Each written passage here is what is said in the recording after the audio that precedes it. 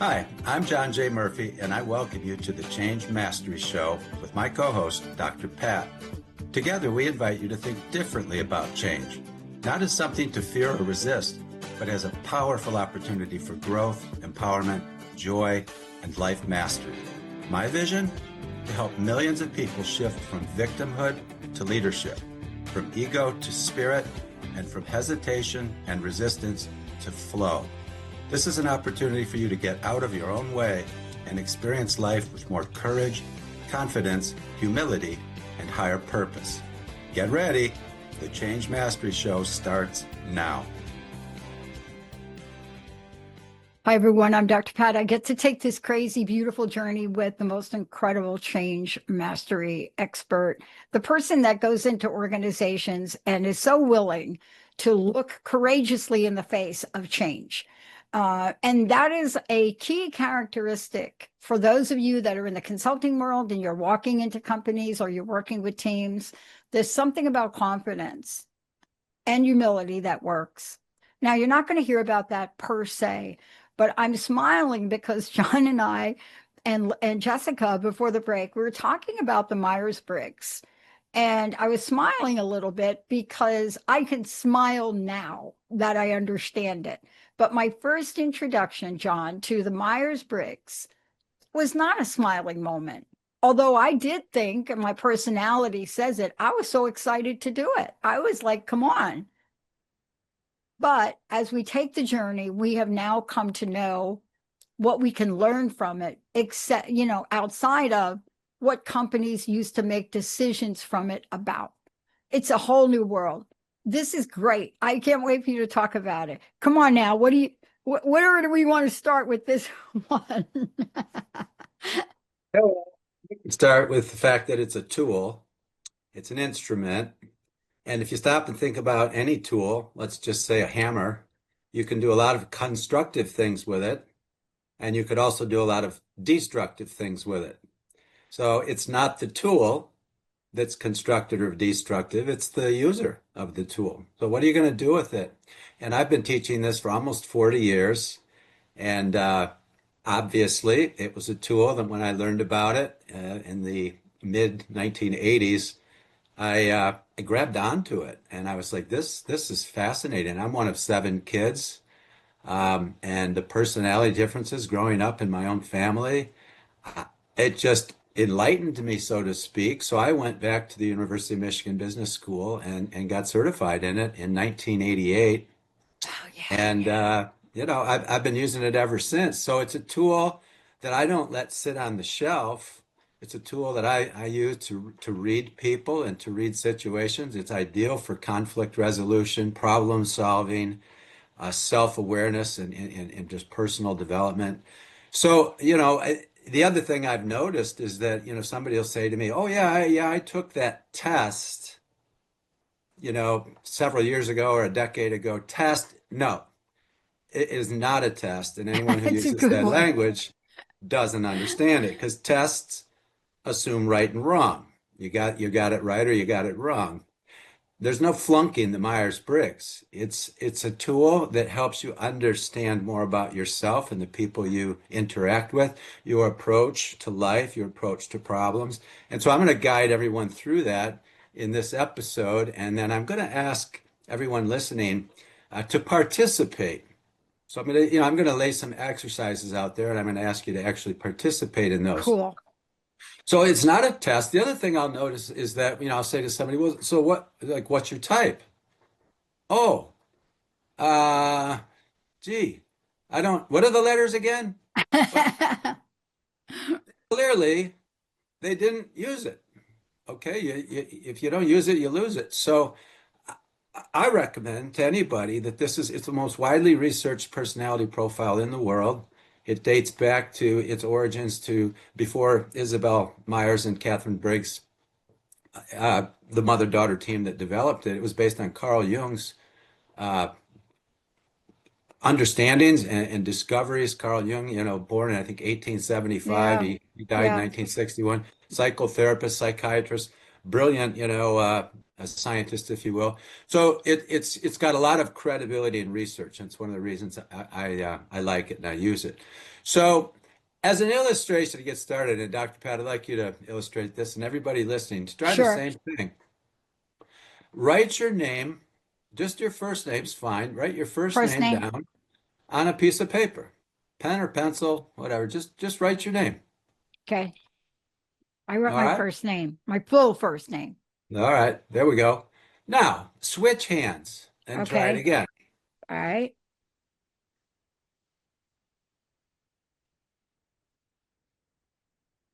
Seems like it's taking a little longer. Oh, yeah. It looks like scribbles. So all of a sudden we notice a difference, right? Oh, And yeah. what we do almost automatically with our dominant hand, we really Yeah. So struggle that's with. one version. I'm not saying that's pretty. And that's the other version. Okay. So with the opposite hand, maybe it takes longer. Maybe the quality isn't quite as good. It's more, it takes more concentration, more effort, maybe more energy. But the fact is you could do it. And so as I explain these eight disciplines, the eight components in the Myers-Briggs, the most important thing to remember is there's no right or wrong. They're all important.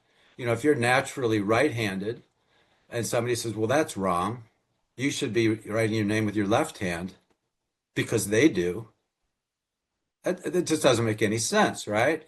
The other thing I want to remind people of is if you just stop and think about a great musician playing an instrument, a guitar, a trombone, okay, a piano, or an athlete, playing baseball, all right, softball, something like that.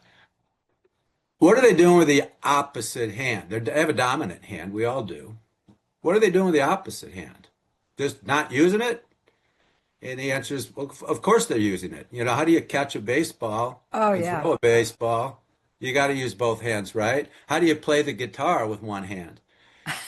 The key, the key to this is that you recognize the value in all eight and you just don't go through life with your dominant four, like, well, that's just who I am. I'm extroverted. I can't shut up. I just have to talk all the time. No, you can shut up. In fact, if you go back to Socrates, you got two ears and one mouth, use them proportionately.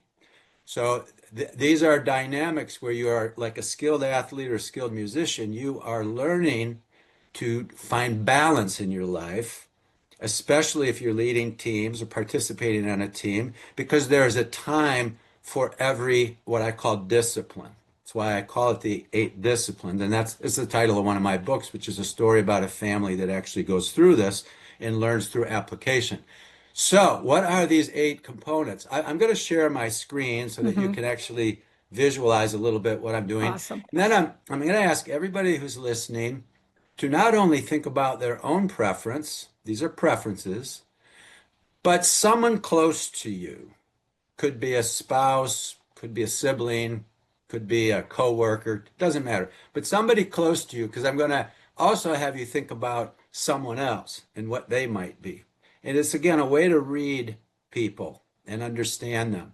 And so let me share my screen a minute. I'm going to start with just the eight disciplines. Just what are these? I'll open it up. There we go. By the way, this was brilliant what they did. What these Yep. two ladies did was just brilliant. And Yeah. when you think about the power of how it could be used, right, John? Absolutely. It's just insightful. Like I said, when I was learning this, in the 80s, just so many lights went on. And I've been using it ever since to read. You talked about my business and my work Hmm. going into companies. I read executives, I read team members, I even read cultures. So a business Wow. can actually have a personality type. And so when you talk about culture change, it could be a shift in personality type, so to speak. It all starts with awareness.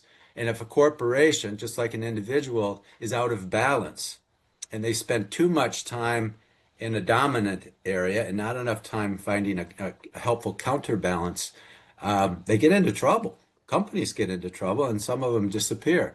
So these 8 components, just at a high level, there's extroversion and introversion. There's what's called sensing and intuition. There's something called thinking and feeling, kind of head and heart, and then judging and perceiving, represented by E and I, S and N. N is intuition because the I is already used.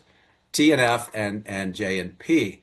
So I'm going to give you a quick overview of each of these. But what I want to do next is just show you kind of how they lay out in life. So our orientation is more external focused or extroverted. This is where we focus our energy and our attention on activity, on other people, on interaction, on action, doing stuff. Introversion is more focus our energy internal. So it's more deep thinking, more patient and thoughtful, and I study it before we just do it, that kind of thing. But then we move into how we take information in, how we perceive. So you can see the P right there. And the perceiving is coming in through 5 senses, the sensing, and what we could call the sixth sense, the gut feel, the connection. So we're taking every day, we look in the refrigerator, we choose something to eat. We look in the closet, we choose something to wear. Every day we're perceiving, we're looking at the world around us, we're reading people, situations, things like that. How are we doing that? Which one's dominant and which one's auxiliary, so to speak? Then we have to make decisions. So that's J. J is about making decisions, drawing closure, drawing conclusion. How do we do that?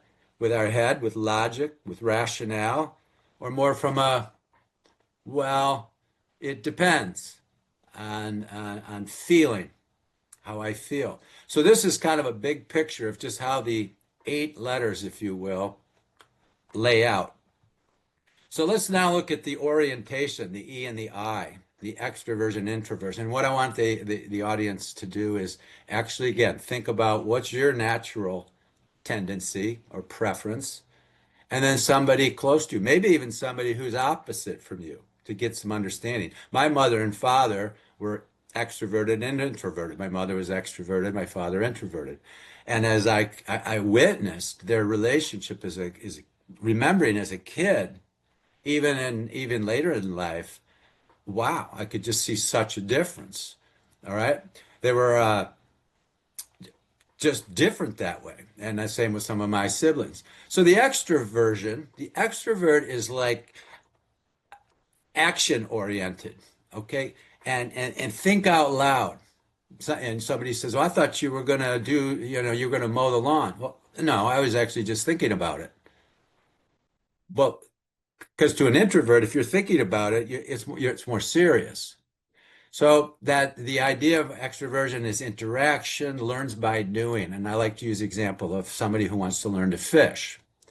An extrovert typically is going to just say, well, I'm going to go get some equipment, get a fishing pole and dig up some worms, and I'm going to just go out and start fishing, see what happens. Whereas Yeah. an introvert's going to be more like, well, wait, you don't even know what you're doing. That's careless. You need to think it through. You need to maybe research it a little bit, read a magazine, go talk to somebody at the fish shop and get some tips. Both are necessary because you never actually learn to fish if you don't fish. Sooner or later, you got to fish. You got to take action. So a disadvantage to either one of them is the extrovert shooting him or herself in the foot because they didn't think it through. The introvert never doing it, but thinking they know how.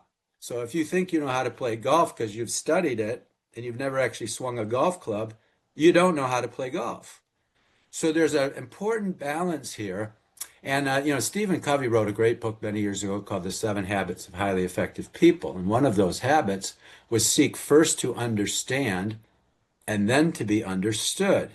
Think about that from this perspective. Seek first to understand. Listen, ask questions, perceive, but that's introverting. And then to be understood is extroverting. Talking is extroverting, listening is introverting. We do both, right? And we need to.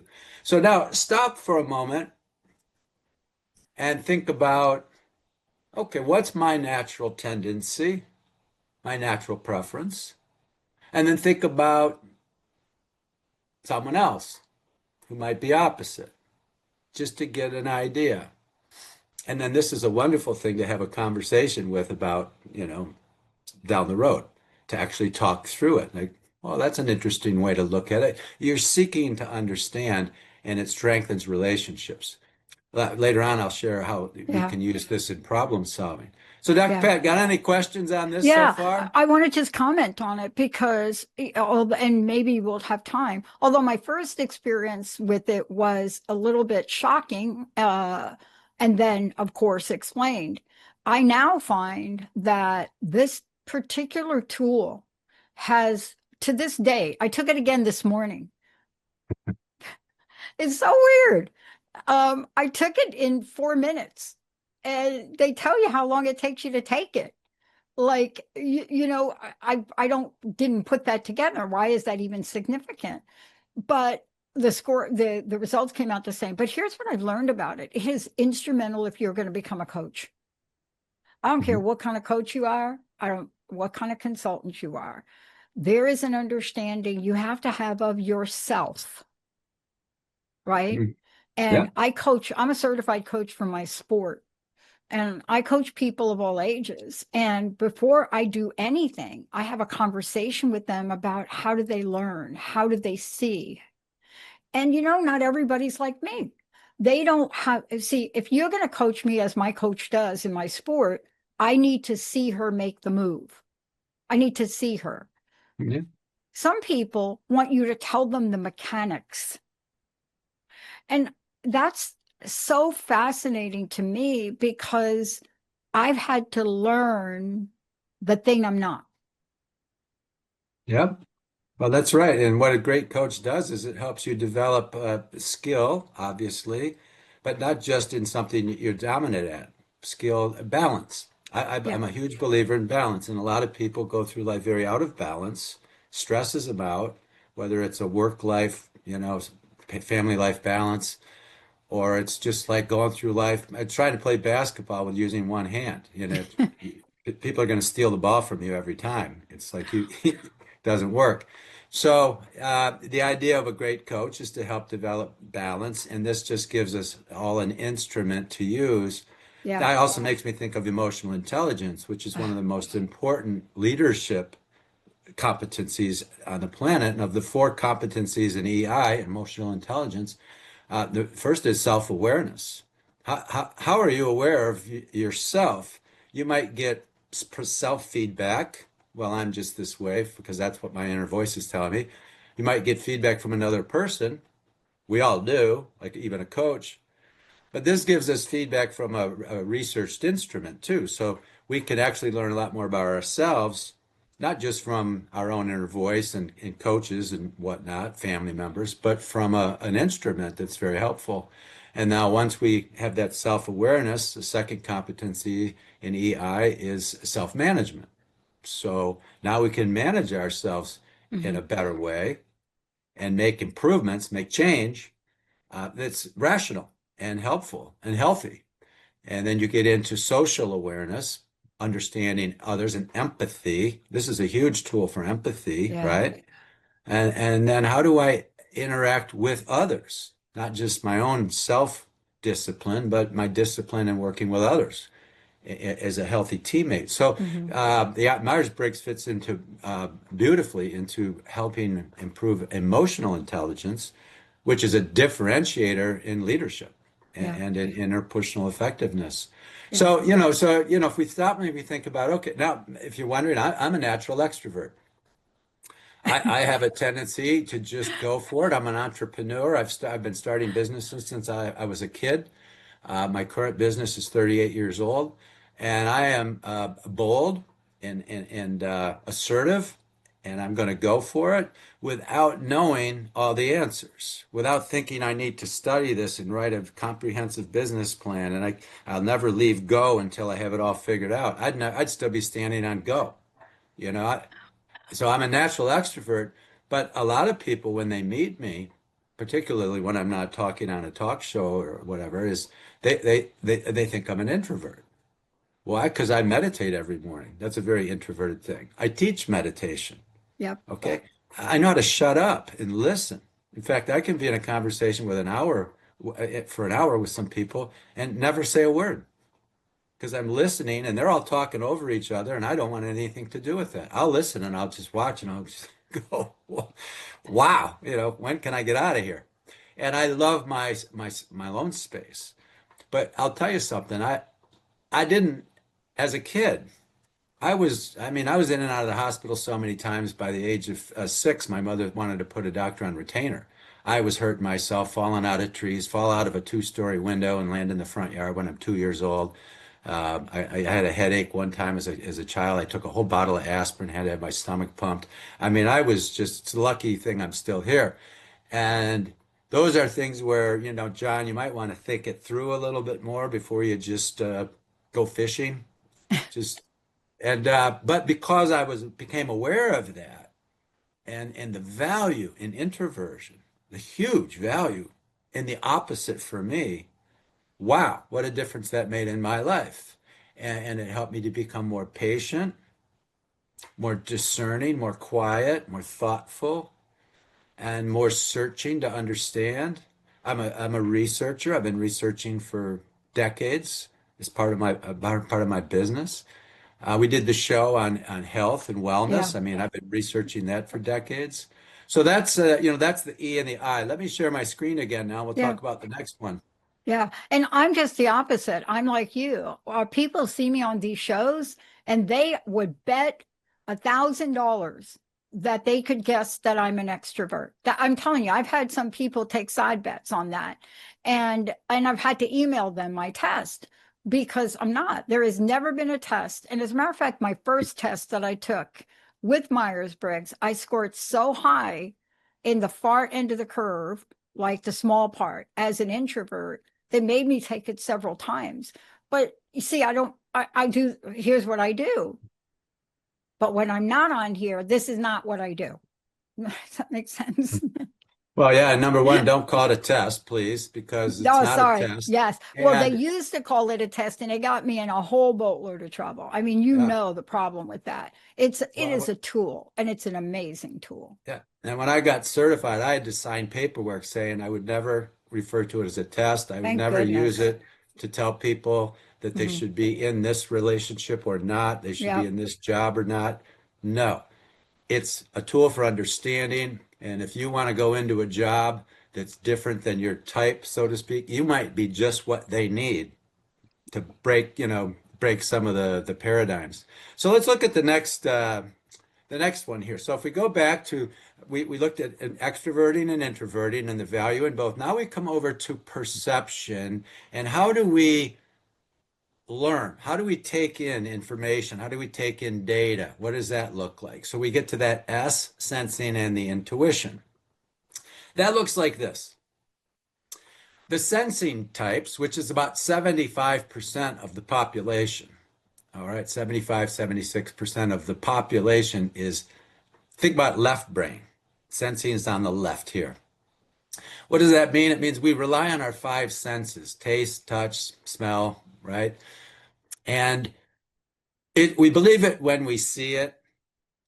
We believe in its facts and data and the present. All right. So we'll say things like, I'll believe it when I see it. The intuitive's going to say, I'll see it when I believe it. Complete paradigm shift. Sensing types like things step by step, one thing at a time, very organized in that way, and they tend to ask, how? How do I do something? Show me the steps. Let me just follow the recipe, okay? And the intuitives over in the kitchen just blending stuff together to see what this Bloody Mary tastes like. So big difference here. In fact, of all of the different components, this is the one that triggers the most conflict. Why? Because we're seeing something very different.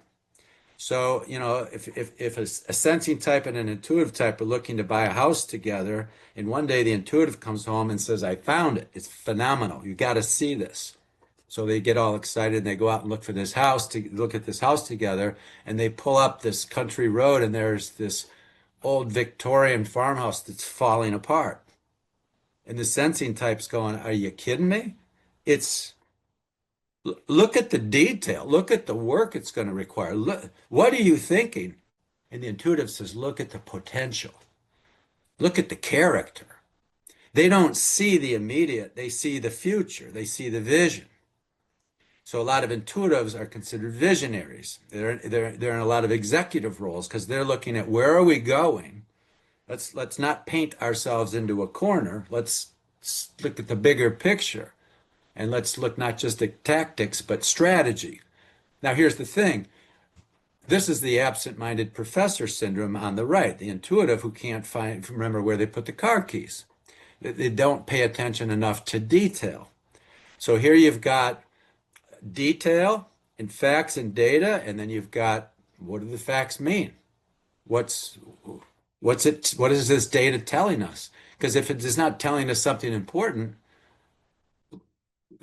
why are we collecting it? What does it matter? So, and the intuitive then would ask questions like why? Why is this important? Why not do it? What could go wrong? Failure mode and effect kind of analysis. So again, perfectly important to have both. Now, I'm a natural intuitive. In fact, I've taken the instrument. You mentioned 4 minutes. The instrument, the original instrument was 126 questions. You're not going to do that in 4 minutes. And a lot's changed in 40 years. But I have Yeah, they taken this cut that way instrument. back in the one I took today. I think it was 92 questions or something like that. And they were way simpler than I remember initially. Okay. Yeah, because a lot of times it takes people. Here's the thing, everybody's both to some extent. So it's always this sort of it depends factor. But I've taken it so many times over the years, I've never got a single point in S in sensing. I am an off the chart intuitive visionary. And yet when I go into corporations or I go into any situation with people, they would swear I'm sensing. Why? Because I said, let's get the facts. Show me the data. Prove there's a problem. It's a discipline that I've learned because if I don't start with that, the wheels can fall off. I have to understand what what's going on now, whether it's an individual, okay, what kind of struggles are you having, or a corporation. So stop and think about that. I'm an extroverted intuitive, and people think I'm an introverted sensing type. Not because I am, but because I'm trained. And then once we get those facts and those and that data, I mean, the creativity takes off, and that's why I'm good at my job. Is because they hire me for creativity and innovation and radical change, transformational change, which I can bring in with alternative thinking, paradigm shifting thinking, but I won't do it without the facts. So now, to everybody, stop and think about this. Which is more natural for you? Are you more a detailed, step by step, show me how and I'll do it, grounded, down to earth type? Or are you more gut feel, dreamer, visionary kind of a feeling? What's your natural type? And then think about somebody you're close to, maybe somebody who's different, and describe that. And as you look at these different types, where might there be misunderstanding? Where might there be conflict that could be constructive? Where could we help each other develop the opposite? Here's the thing, if we don't see value in the opposite, oh, those intuitives, they're dreamers, you can't take them seriously. If we don't see value in the opposite, we're not going to develop it. And just like the exercise writing your name with each hand, you're not as good writing it with your auxiliary hand because you left it in a childlike state. You didn't write with your other hand for most of your life. Eating a meal with the opposite hand is awkward because you left it in a childlike state. But if you look at skilled musicians or skilled athletes, they're better with their opposite hand than their natural hand at certain things. So if they tried to play a guitar backwards or throw a baseball with the opposite hand and catch it with the opposite hand, it would feel awkward. because we left it in that state. So the idea here is to think about where can I further master change in my own life? Where can I further develop myself for more interpersonal effectiveness and and and problem solving effectiveness, which I'll get to. So think about this now. And Dr. Pat, what are your thoughts on this one? I'm just going to give you a quick story. I don't know the answer to this, but Michelle Pfeiffer is getting ready to star in a movie that Taylor Sheridan did. Taylor Sheridan was the Yellowstone person, created that, creating now the Madison. And I was listening to Michelle Pfeiffer, who I love, by the way, and her sister. Sister's amazing, metaphysical. And she says that Sheridan withheld the script until he hired Michelle Pfeiffer.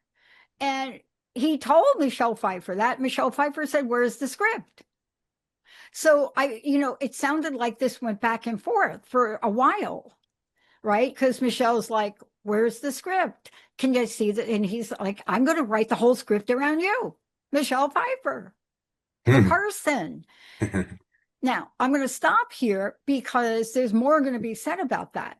But if you think about that, what did Michelle Pfeiffer had to change? Because Taylor Sheridan was not going to change that approach. Because I think he wrote the whole script of Yellowstone around Kevin Costner. But Michelle Pfeiffer had to change something and go to a place of trusting this visionary. And I found that very short clip I watched of her talking about that so insightful for me. Yeah, yeah. Well, that's that. So if it isn't obvious, a lot of super creative types, if you will, are intuitives. So that's just, I mean, that should be pretty obvious. All right, so now let's take a look at our next category here, so to speak. And we move from how we perceive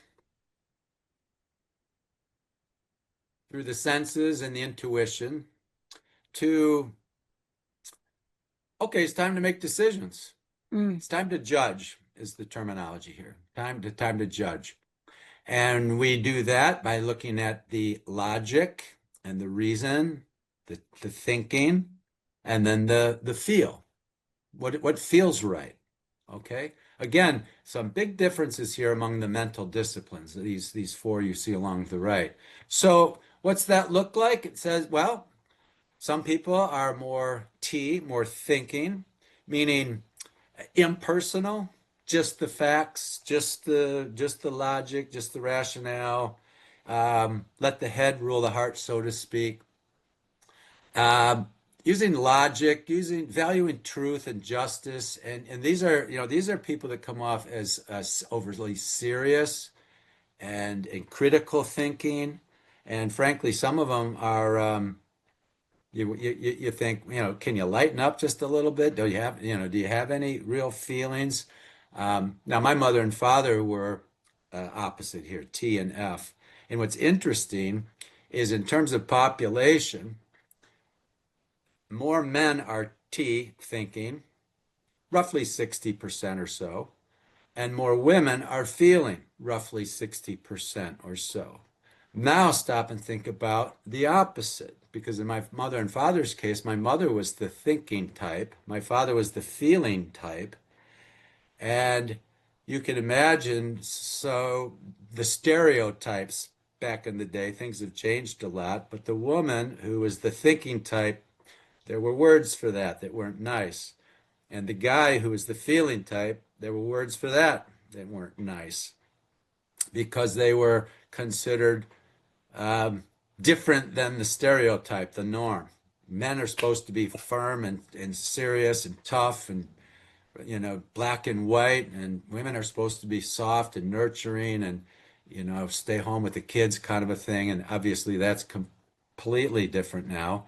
And we've got women CEOs running all kinds of major businesses. And most, by the way, of the people in those C-suite positions are thinking types, male or female. So now thinking type is more like I say, the black and white. I mentioned that companies can have personalities. So think about any company that calls itself a firm. like a law firm, an investment banking firm.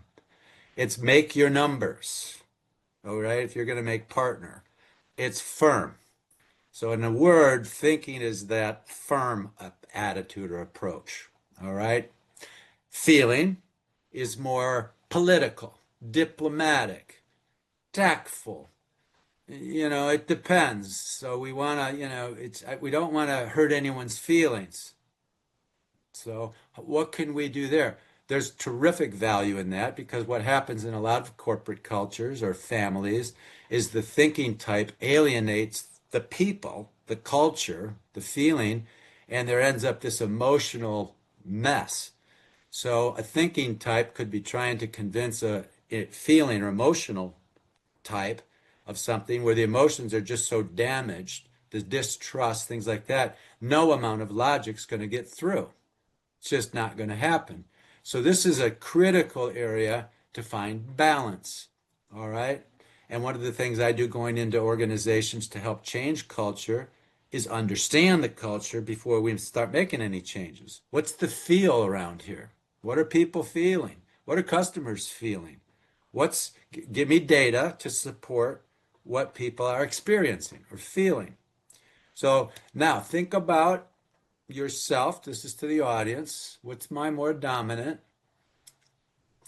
And do I know somebody who's opposite? And what might I be able to learn from that? Because it's important to see value in the opposite if you're going to take it seriously. Now, I'm a natural thinking type. All right. I'm very logical. Mathematics was one of my best subjects growing up in school. And it's just the way my mind works. So, but I need to make sure that I'm not so rational, so black and white, so firm, so seek justice that I alienate friends or family or people that I care about, that they're, that I'm not too hard, whether it's a child or anybody else. So stop and think about the T and the F now and take a moment to think that through. And I will give Dr. Pat a chance now to join in and share. Dr. Pat, your thoughts? This has showed up for me all my life. I mean, I'm clearly an F. There's no question. However, what was prominent about it was when I did my research and my dissertation, because it's an empirical format. I mean, it is. They want you to do the charts and the stats, and I did all that. But I really made a case. I said, if I'm going to do this on this topic that's never been studied before, I want to talk to people. And so my chair, little did I know, thinking back now, I could have just done it and been done, but I didn't. And so I had to go on and do more stuff. But the bottom line is Cherry Granrose said to me, awesome. You're going to do qualitative and quantitative. And I'm like, I don't even know what that means. So what it means is the quantitative is you put a bunch of things in a machine, you take a survey, it spits it out, you analyze it, it's either effective or not. Qualitative is you interview over 200 people, capture what they say, and categorically present it. I love that. I love that Hmm. part of it. And to this day, when I look at that work, that's what it is. It shows up every day. I'm interviewing for salespeople. What do you think the first question I ask the salespeople is? You're going to see if this is true to form. So instead of them asking, "What'd you do at your last job?" I asked all of them, "What's your favorite movie? What's your favorite movie?" And 20 minutes of the interview, we were talking about the favorite movie, how it impacted them. And I had never done that before because I always tried to be the other type. Hmm. And I think you nailed it. You, for me, I've had to walk in multiple worlds with who I am. If you're going to run a company like you run a company, there's parts of you, whether you're an F or it doesn't matter, but there are parts of you that are going to have to analyze the situation, Oh yeah, that right? yeah, absolutely. And we Yeah, can learn how to do that. And I think you said it, you were trained. I remember you saying something a few minutes ago where you said, I was trained to dot, dot, dot. So was I. yeah. Well, if you go back to emotional intelligence, empathy is essential to really differentiate any leader from the elite, so to speak, from everybody else. And empathy is a very feeling what empathy is me feeling what you're feeling, you know, not not trying to listen from my point of view, but listen from your point of view, right? So Yeah. you really have to step back and get out of your own head, Yeah. okay, to understand what is my child experiencing? What feelings are they experiencing? What's my partner feeling or experiencing? And really stepping out of your own ego to another person's energy, if you will. So let's, I know we've got just a bit of time left here. Let's pull this back up. And so now we go to the way of life, right there in the middle, the P and the J, the perceiving and the judging. And so this is key, and I love this that Isabel Myers said, one of the founders of the instrument, years ago. She said, "When working with others, use perception and keep J to yourself. Keep judgment to yourself, because what happens is when we look at these, judging is seeking closure and control. It's very goal oriented. It's get things done. It's structured, planful, orderly, things like that. And if we use J on others, now we're trying to control the kids. We're trying to control the people around us. We're trying to control our staff. We're trying to control something we actually have no control over. The only thing we have any control over truly is our mind. But when you use J on others, you distance them. It's like using statements. Whenever you use a statement, you should do this or you shouldn't do that. That's control, and that's shoulding on people. And we don't want to should on people. So keep control to yourself. What does that mean? It means self-discipline, finishing on time, meeting your budgets. It's um, it's just self-discipline. Think about any great performer, great athlete, they have self-discipline. That's keeping J to ourselves. Perception, what's that? That's perceiving, it's taking in, it's listening, it's asking thoughtful questions rather than making statements. It's pulling versus pushing. And so perception is essential to gaining understanding, whether it's an individual, a mate, a child, or a business. It's anything. So think about this one now. I'm a natural P. I'm a natural perceiving, which means I'm more of a natural entrepreneur than a structured manager or executive. I was in that role before I went into consulting, and for me, that just felt almost claustrophobic. I got to get out there and be creative. I'm more interested in the journey than the destination. Spontaneous, playful. That's me naturally. But to run a business for 38 years, I had to exercise J, judgment, control.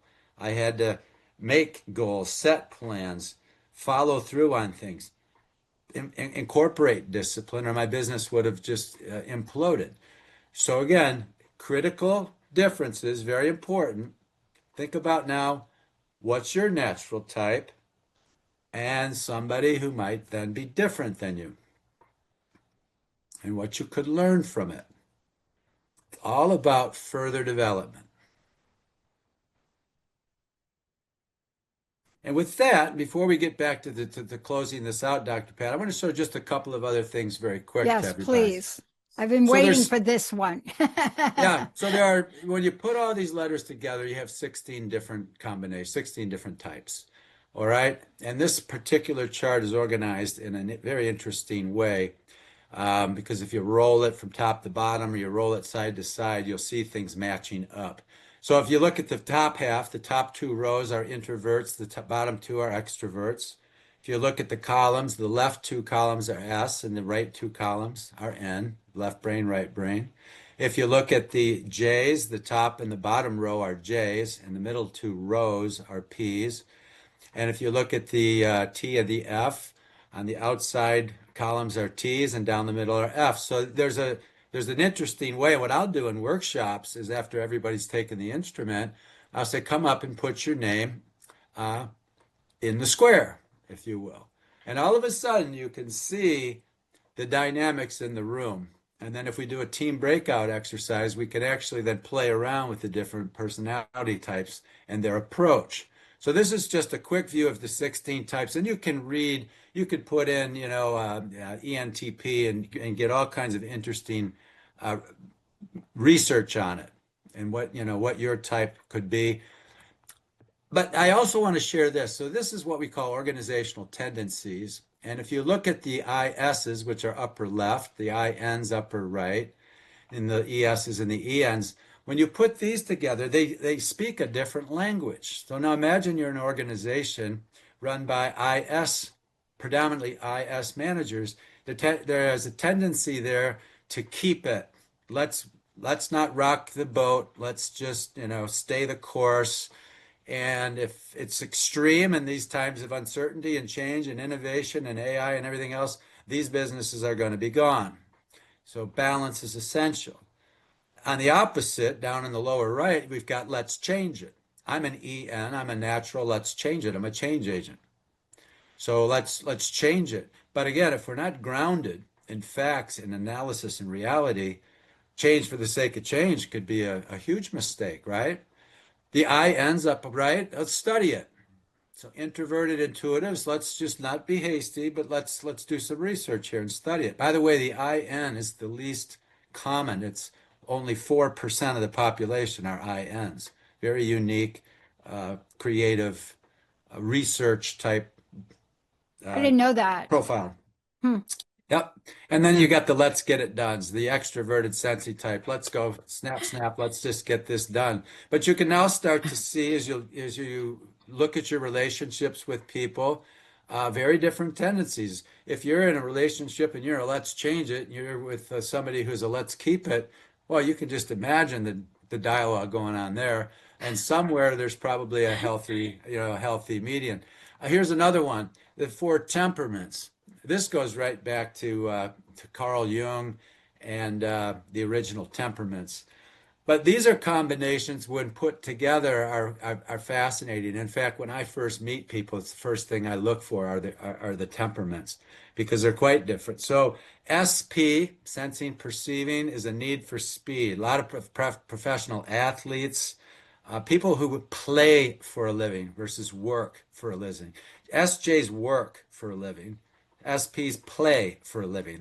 They play with bulldozers. They play with baseballs. They play with guitars and tubas. They play. SJs work.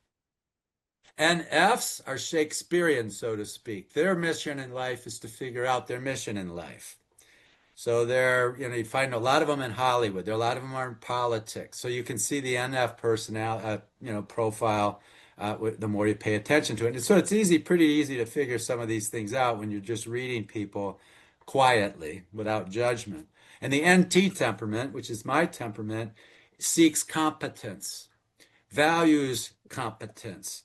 And you have to be careful with NTs because they'll only take you seriously if they think you're competent. That's a harsh reality. But if they think of you as yeah, not credible, not competent, they just dismiss you no matter what. So you have to learn to speak that language. And because NTs is an executive language, I have to speak that language to have any credibility at all. So those are the four temperaments. And I want to share one more and then we'll open it up. And this one's called the Z problem solving model. And for anybody who has a problem to solve, think about this. You want to start with facts and data. That's using your sensing profile. Let's before we jump into ideas and solutions and solve it, let's get grounded in reality. So we want to use both S and N, and we're more dominant, one of those two. And then we want to come to conclusion with T and F, thinking and feeling, so that we don't just, by the way, some businesses, they get the facts, they come up with options, they come up with a conclusion with T, and a memo goes out, and the people are like, what?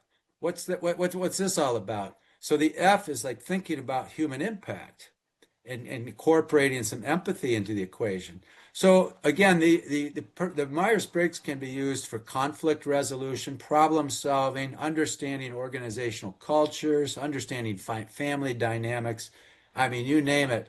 And this is just a short 1 hour show, but I encourage people like I did to look into it further, and actually use the tool. Don't just put it on the shelf and forget about it.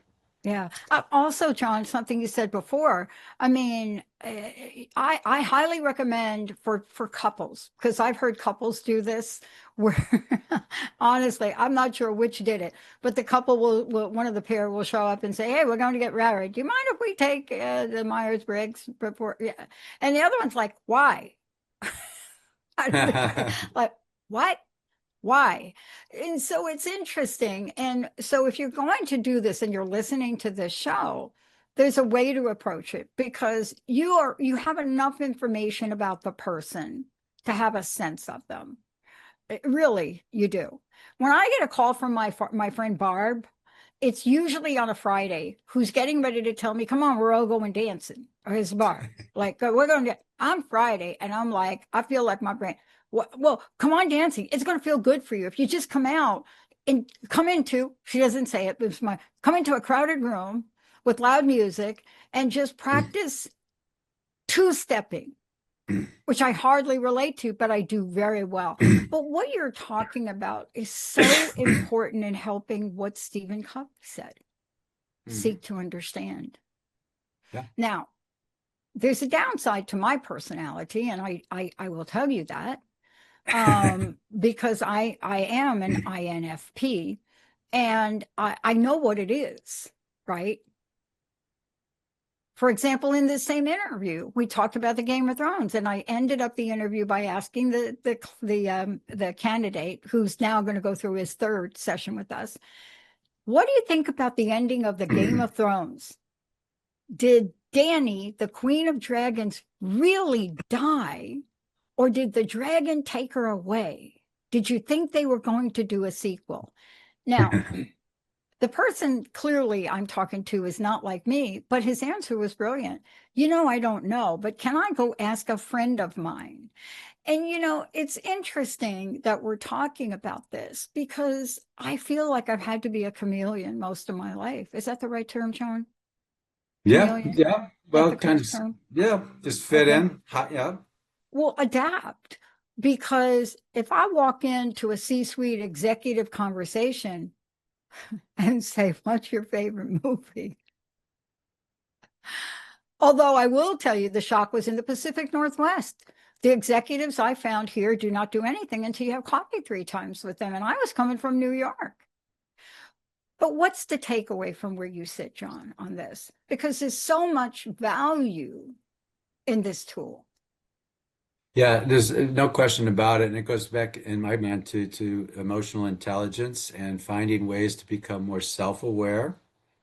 All right, this is a tool, it's an instrument, well researched to help me understand not just my natural tendencies, but where there's room for me to develop more. I mean, not that I can't develop my natural tendencies more as well, okay? But I want to find balance in my life so that I deepen my relationships with everything, my relationship with work, my relationship with, a partner, my relationship with my children, and now my grandchildren, just relationships with neighbors, just deeper understanding. And I find just immense value in that. Like I say, I learned about this actually before I even started my practice. I was a head of human resources for a company, and a consultant came in and introduced me to the tool, and like, never heard of it before. But then I went and did some graduate work at University of Michigan, and actually a husband and wife couple came in to teach it, and I was fascinated at their stories and how this worked. It resonated with my upbringing and big family and all that. So that's when I went back to University of Michigan like a year later to get certified in it, and I've Yeah, been teaching it ever since. It's just been so helpful in that way, Dr. extremely. Pat. It's extremely. John, before we go, what's your personal message? And again, how do people find out more about you? Yeah, well, I invite everybody to go to my YouTube channel, author John J. Murphy. I've got over 300 video clips on there now, and people can learn all kinds of things, including clips on the Myers-Briggs. Um, my LinkedIn profile, John J. Murphy Mystic, author John J. Murphy on Facebook, my website, johnjmurphy.org. And I invite people to reach out to me. And I don't know if I told you this, Dr. Pat, but I now have an AI bot. So there's essentially a clone of me that can answer questions all over the world instantaneously. That has essentially been downloaded with my entire body of work, almost my entire body of work, and it's pretty cool to actually interact with my bot now.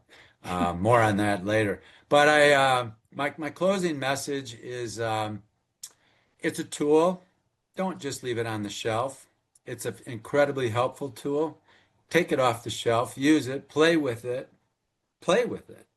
and use yourself as an experiment, and try different things. So, I'll leave it with this. I'm a huge believer in mindfulness and meditation, which is a very introverted experience, going inside. And I've been doing it now for 30 years every morning, often in the evening.